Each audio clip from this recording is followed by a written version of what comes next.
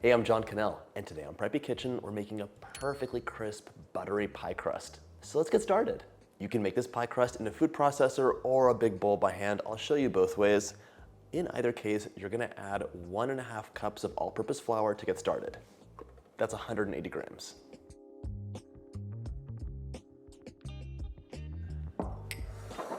Whether you're doing savory or sweet, 1 tablespoon of sugar will add just a touch of sweetness, which gets balanced out by a teaspoon of salt.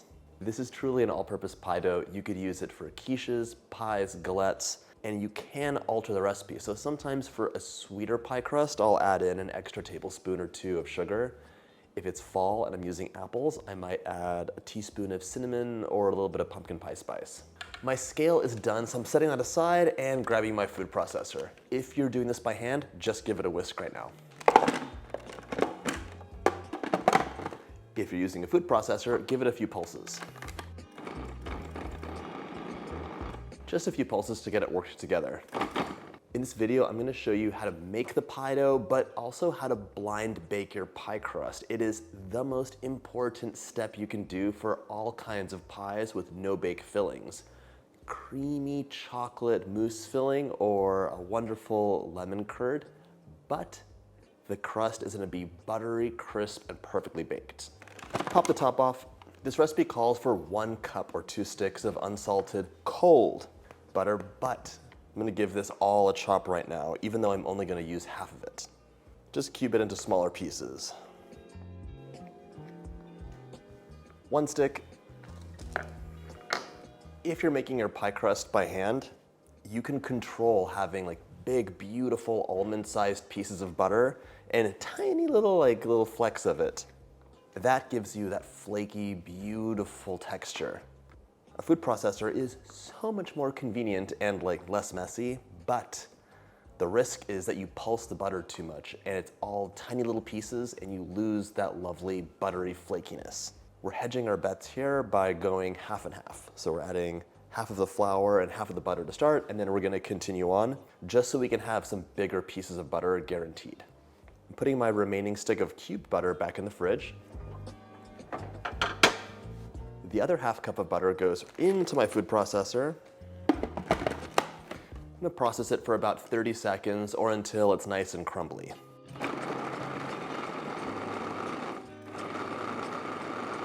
This is an extremely powerful food processor, so it needs much less time for processing. It's a really good point. You should know your equipment. If I was using a smaller, like my really convenient lightweight food processor, it would be 30 seconds. This one, like 5, and you're done.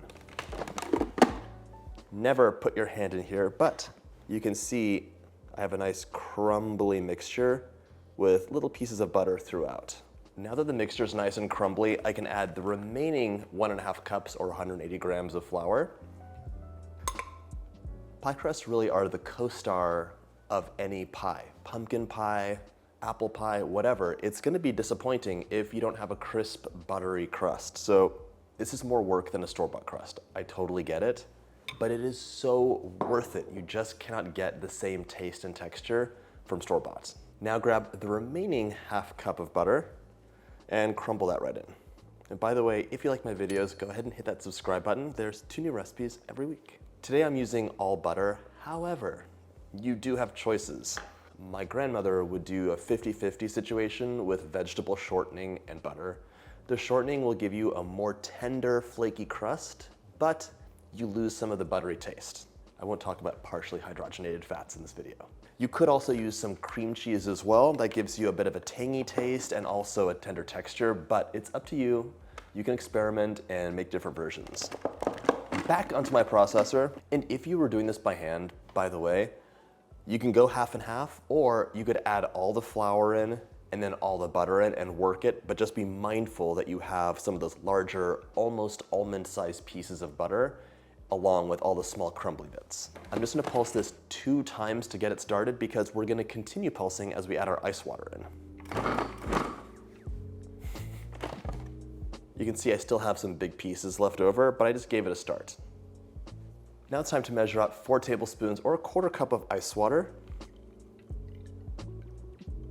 And even here you have choices. Your goal is not to activate the proteins in the flour, so you want to add as little water as possible and mix it as little as possible. Something that you can do as kind of a cheat or a safety is to add half ice water, half vodka, and the alcohol will burn off when you bake the pie crust, but it doesn't hydrate the dough in the same way. So it'll help it stick together, but it won't activate the proteins. Today, I'm just using ice water. Drizzle it in.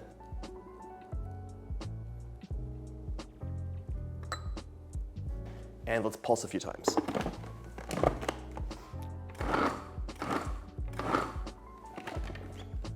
So with just 4 tablespoons, I'm starting to get a shaggy mixture, but the test is to try and press it together. So make a fist. If it sticks, it's ready. Not ready. We're gonna add a tablespoon of water at a time and pulse between each tablespoon until we have a shaggy mixture that will hold together once you press it. An extra tablespoon of water.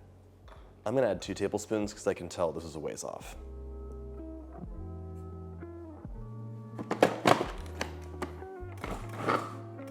Some recipes are ridiculous, and they're like, add 2 tablespoons of water. You're like, that's not gonna hold it together. I don't understand what they're thinking. Okay, another tablespoon or 2. Another pulse. Let's give it a check. So, pressing it together, it is so close. I think just 1 more tablespoon. And honestly, if you add a little bit too much water, don't stress about it. It's still gonna be so much more tasty than a normal store-bought pie crust. Okay.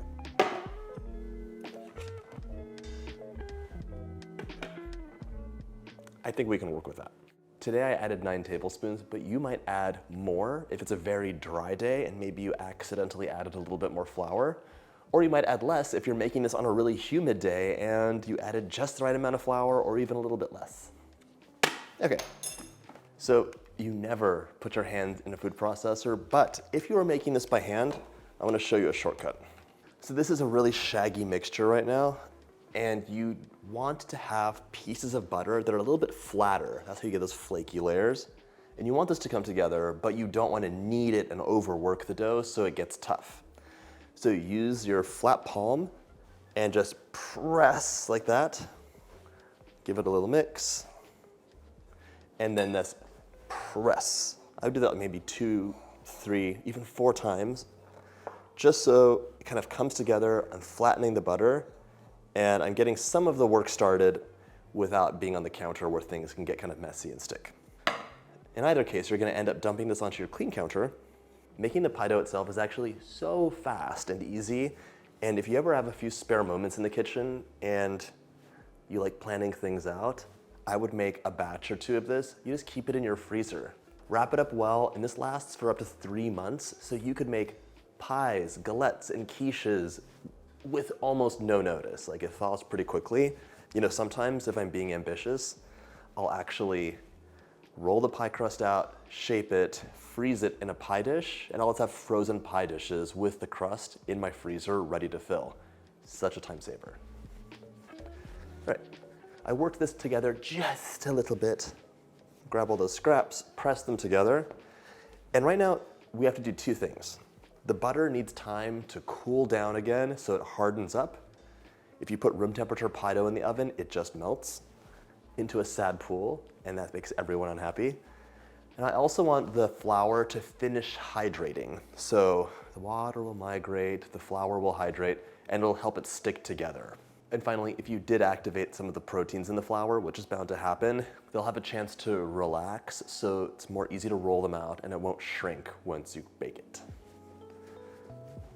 Okay, grab a knife or a bench scraper. We're gonna divide this into 2 equalish pieces. You can see here in the cross section all the little chunks of butter throughout. It's gonna bake up so nicely. Shape each of these into a disc.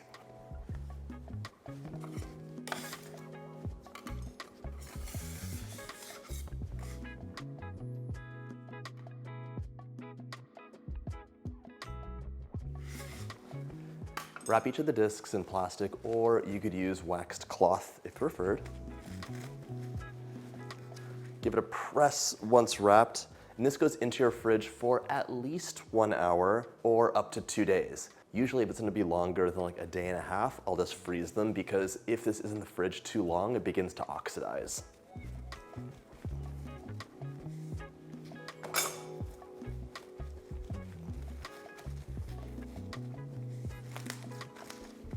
Okay. Into the fridge. Next up, I'm gonna show you how to roll it out, shape it, and blind bake. Once your pie dough's nicely chilled, it's time to roll it out, and this is for any recipe. Even if you were making a quiche and it was gonna get filled right away, you're still gonna roll it out and shape. Very important to flour your surface and keep your pie dough moving. And you might notice I'm using a pastry mat. This is a silicone mat that you can lift off, helps for removing the pie dough, and also nothing sticks to it, so you don't have to worry about your pie crust getting stuck to your counter on a warm day. Also gonna flour the rolling pin a bit. And now it's time to get to rolling. If you notice your pie dough is cracking right away and is rock hard, let it sit on the countertop for 5 to 10 minutes just to warm up slightly, and then you can roll it. If there are any cracks that develop, just pinch them together and keep it going.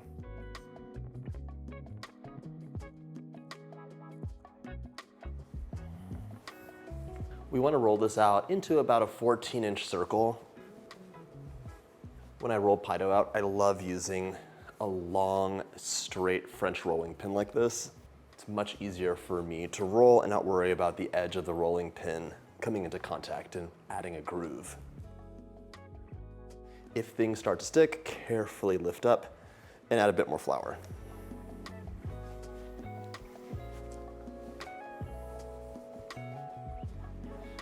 You'll notice my pie dough is always moving. I don't want it to stick. And when it moves, I can really feel where the flour is starting to get absorbed and need reapplication.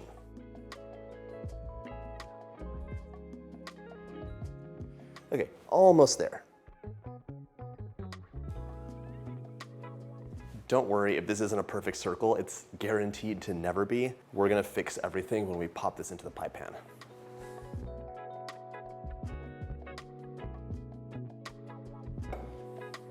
Okay, this is close enough to 14 inches all over.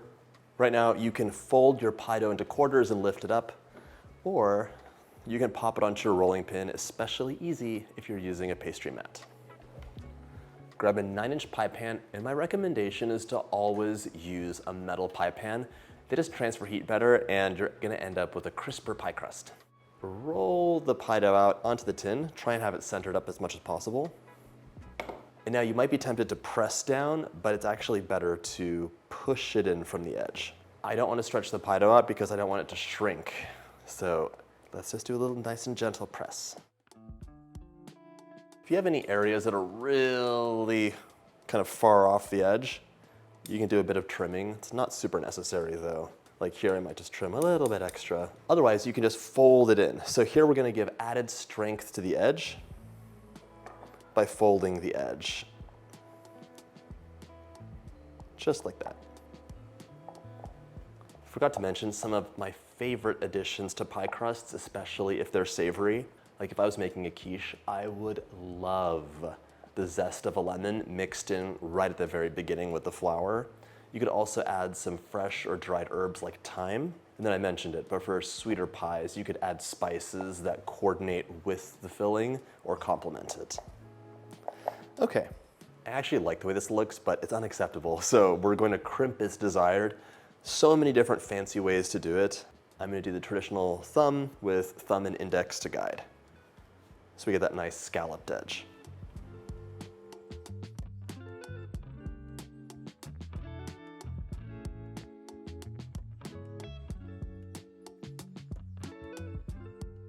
Some people are such artists with pies. I have some accounts on Instagram that I follow, and the way they treat crust is beautiful. This is totally fine. I think it looks nice and it's gonna do the job, but you can also do things like making these edges pointier for a little bit of a finish, like that.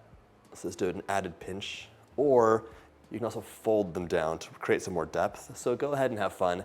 And if you don't like this at all, just use a fork to mash the edge down. Before I put this into the freezer, I'm gonna dock the bottom. That's just using a fork to press lots of holes in there, which will allow the steam to escape when we're baking this pie crust.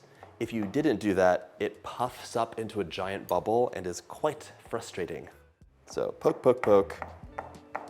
You can even do the edge here, just like that.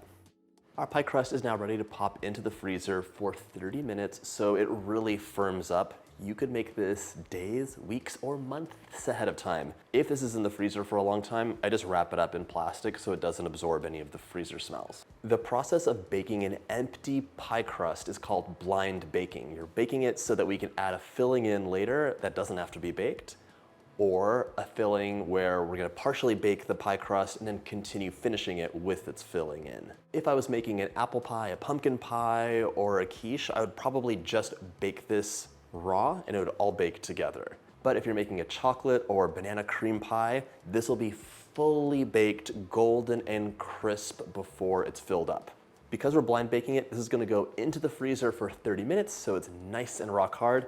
Towards the end of your chill time, preheat your oven to 425 so it's very hot. My pie crust is quite frozen. The oven's at 425, so it's screaming hot, and now we need to do a couple things before it goes in. Grab some foil.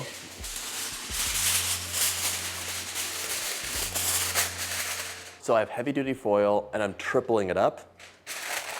Just press that in.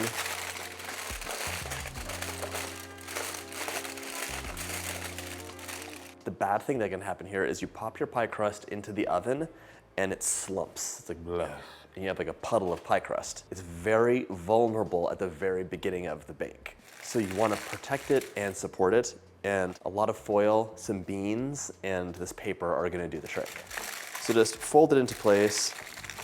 I'm doing this on camera, but honestly, I have one of these in the cupboard that I just reuse over and over and over again. They last for quite a while. Now, grab a sheet of parchment paper. I have a round. Place that in for protection. The foil goes on top. And now you can fill this with pie weights or dried beans.